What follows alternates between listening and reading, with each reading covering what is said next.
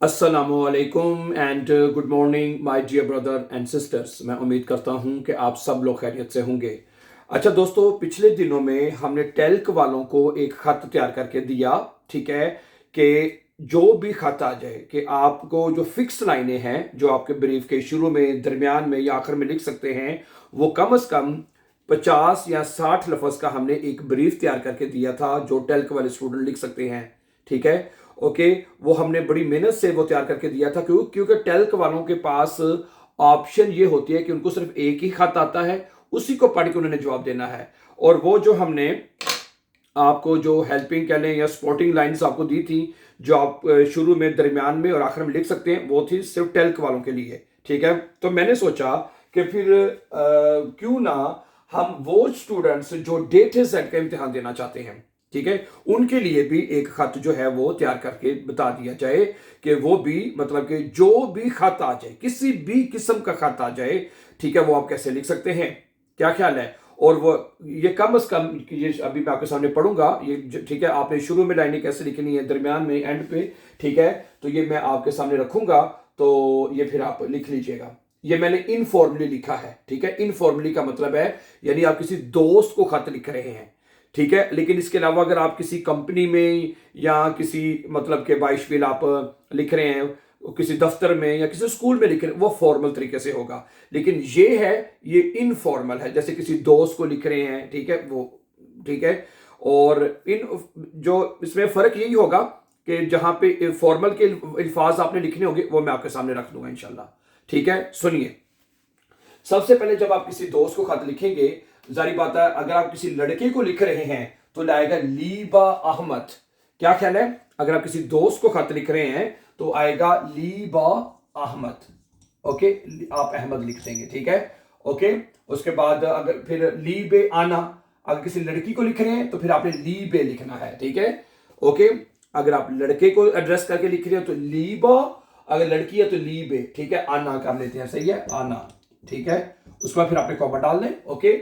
उसके बाद फिर आपने लिखना है, हाँ यहां पे गलती हो रही है, ये मैं करेक्ट कर देता हूं, यहीं पे भी सो फुट के। अब उसके बाद ये जो कॉमे के बाद जब आप लिखते हैं ना जुमला, कॉमा लगाने के बाद जब आप जो अगला लफ्ज शुरू करते हैं, उसका पहला अल्फाबेट स्मॉल लेटर में होगा, ठीक है, ठीक है। क्योंकि ये जर्मन राइटिंग का उसूल है या हर राइटिंग में कि कॉमा के बाद जब आप अगला जुमला शुरू करते हैं, उसका जो पहला अल्फाबेट है, जैसे इश हमने लिखा है तो इसका आई आप स्मॉल लेटर में लिखेंगे, इश होफे आ जाएगा, ठीक है, ठीक है, समझा रही बात आपको।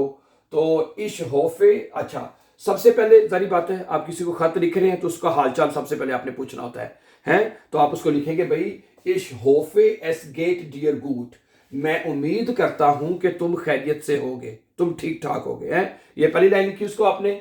अच्छा, इश वोल्टे डियर शराइबन, मैं तुम्हें खत लिखना चाहता हूं वाइल, ठीक है, या वाइल, ठीक है, वाइल, क्योंकि वाइल इश एटवास डियर थाईलैंड म्यूस्टे, क्योंकि मैं तुम्हें कुछ बताना चाहता हूं।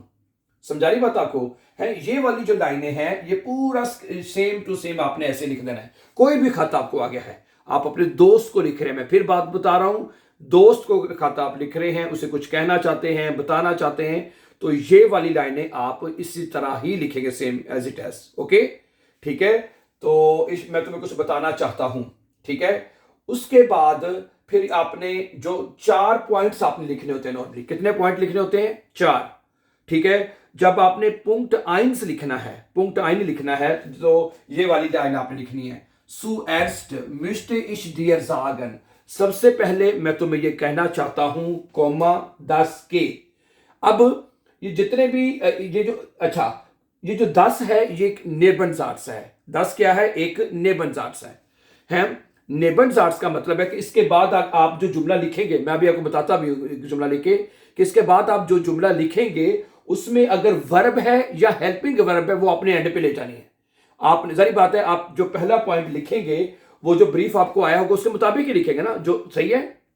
बाईस फिर मैं जुमला लिखता हूं, सबसे पहले तुम्हें मैं ये बताना चाहता हूं कि मेरे, मुझे जो टर्मीन है उसके साथ एक मसला है, सुनिए, बताना चाहता हूं 10 इश आइन प्रॉब्लम, सुनिएगा 10, इसके बाद आप लिखेंगे इश आइन प्रॉब्लम, आइन problem, ein Problem mit dem Termin oder mit meinem Termin habe. Mit meinem Termin, okay उसके बाद क्या आएगा, habe आपने एंड पे ले जाना है, ठीक है। ओके इस habe नहीं करना, ओके वर्ब को आपने एंड पे ले जाना है। समझा रही है। और समटाइम अगर आपका जुमला अगर आपका है नेबर्स उसमें है मुडाल वर्ब में है तो फिर मुडाल वर्ब एंड पे लिखा जाएगा। जैसे कि मैं तुम्हें सबसे पहले मैं बताना चाहता हूं कि मैं आज नहीं आ सकता। दस इश होटे निष्ट कॉमेंट कान है 10, ठीक है। फिर क्या बनेगा, 10 इश होटे निष्ट कॉमेंट कान है, कॉमेंट कान। अब इसमें मुडाल वर्ब है, इसमें ये हेल्पिंग वर्ब एंड पे जाएगा। समझा रही बात आपको। तो कहने का मकसद ये है my dear brother and sister कि ये बात आप याद रख लीजिए कि आपने जब नेबरजार्स के बाद जुमला लिखना है, क्योंकि ये जो 4 पॉइंट्स है ना, ये देखें ये चारों जो पॉइंट्स 1 2 3 4 जिसके आखिर में 10 आएगा नेबरजार्स, और आपने अगला पॉइंट बड़ा सोच समझ के लिखना है। अब सुनिए क्या होगा है। सबसे पहले मैं बताना चाहता हूं कि फिर अगर पहला पॉइंट लिखना आपने नंबर 2 आउजर देम मिस्टेस डियर एसेन। इसके बाद मैं तुम्हें ये बताना चाहूंगा है 10 के, फिर उसके बाद के बाद दूसरा पॉइंट आप जो आपको ब्रीफ में आया है वो आपने लिख देना है। ओके सही है, कोई इतना मुश्किल नहीं है। नेबरजार्स 10 है, उसके बाद आपने जो भी जुमला लिखना है वो सोच समझ के लिखना है।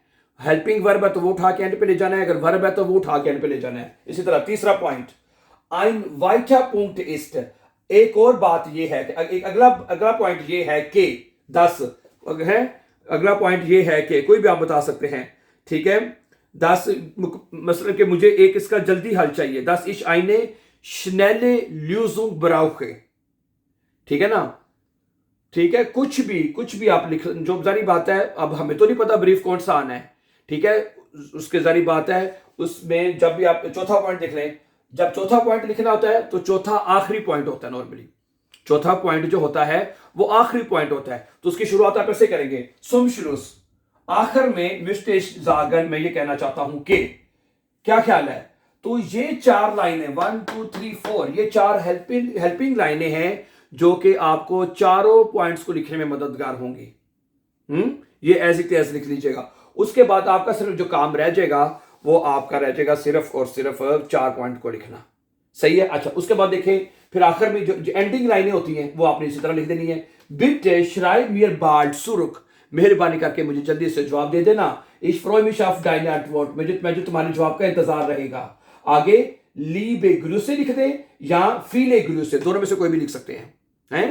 लीबे ग्लूसे और फीले ग्लूसे ये लिख दें आप, सही है। ये तो मैंने आपको बताया ना कि आपने जुमले कैसे लिखने हैं। क्या ख्याल है मेरी बात समझ आ रही है आपको कि नहीं। तो ये है तरीका, ये डेटे जेड का तरीका है ब्रीफ लिखने का। लेकिन अगर फॉर्मली करना है तो उसमें थोड़ा सा ही फर्क होगा। इशोफे एस गेट डियर की जगह पे क्या आ जाएगा, ईनन आ जाएगा। ईनन है, यहाँ पे क्या आ जाएगा, ईनन आ जाएगा। ईनन IH ईनन आ जाएगा, ठीक है। इश वोल्टे डियर की जगह पे ईनन है, ये मैं आपको बता रहा हूं कि श्राइबन वाइल इश एटवास डियर ईनन है। जारी बात इस थाईलैंड मुस्टे सुएस्ट मुस्टे इश डियर की जगह पे ईनन आ जाएगा। ईनन जागन दास है, इश मुस्टे डियर है, डियर की जगह पे ईनन आता जाएगा सिर्फ है। बिटे बाल्ड मियर सुरुक इश फ्रोय मिश ऑफ डाइने, यहाँ पे ईरे आ जाएगा, ईरे है। और इधर आ जाएगा फिर लिबे ग्रूसे की जगह पे आप मिथ फ्रोइंडलिश ग्रूसन लिखेंगे। फिर आप आखिर में क्या लिखेंगे, मिथ फ्रोइंडलिश ग्रूसन, मिथ फ्रोइंडलिश ग्रूसन, वो तो आपको पता ही है ना, वो आपने लिख देना है। मेरी बात समझ आ रही है। तो ये तरीका है, सही है। तो ये जो खत है ये डेट जेड वालों के लिए मैंने बताया है। और ये जो अल्फाज मैंने बताए हैं, ये सारे अल्फाज जो मैंने हेल्पिंग लाइन आपको दी है शुरू में, फिर ये चार मतलब पॉइंट्स लिखने के लिए हेल्पिंग लाइन है, और फिर एंडिंग लाइन है, फिर आखिर में ये कम से कम 60 लफ्ज बनते हैं। 50-60 लफ्ज ये बनते हैं। और जब आप एक एक पॉइंट आप इसके बाद लिखेंगे तो कम से कम 30-40 लफ्ज वो बन जाने हैं। तो 100 लफ्ज का आपका ब्रीफ तैयार है, बड़े आराम से तैयार है। मेरी बात समझ आ रही है आपको कि नहीं है। तो ये आप ठीक है, अगर आप इसको फॉर्मली करना है मैं उम्मीद करता हूं कि आप खैरियत से होंगे। मैं आपको लिखना चाहता हूं क्योंकि है इश्मिश्टीन जागर में बताना चाहता हूं कि तो इस तरह आप फॉर्मली भी लिख सकते हैं। विश्वास समझा रही मेरी बात आपको। तो कोई मुश्किल नहीं है, ठीक है। ये तो ब्रीफ लिखेंगे तो जो खास तौर पे जो आसवाई वाले स्टूडेंट है ना, उनको तो बड़े आराम से आसवाई आ जाना है, इतना ही लिख देंगे तो ठीक है। ओके, B1 वाले भी अगर वो चौथा पॉइंट अगर इनके साथ है लिख देंगे अच्छे तरीके से, साफ है, कोई ग्रामर जुमले को ना सिंपल लिखे, सादा लिखें, गलती ना करें, ठीक है। ओके, अगर आपको जैसे मैंने लिखा मित माइनम टर्मीन, अगर आपको पता है आप सही डाटिव प्रेपोजिशन लिख सकते हैं तो सही फिर उसी तरह लिखें, ठीक है। तो मुझे उम्मीद है कि ये हेल्पिंग लाइनें आपके लिए बड़ी सूटेबल होगी खत लिखने के लिए, ठीक है। All is good. So thank you very much for watching, and before going for upcoming important lessons, don't forget to subscribe. Always be happy and have a nice time.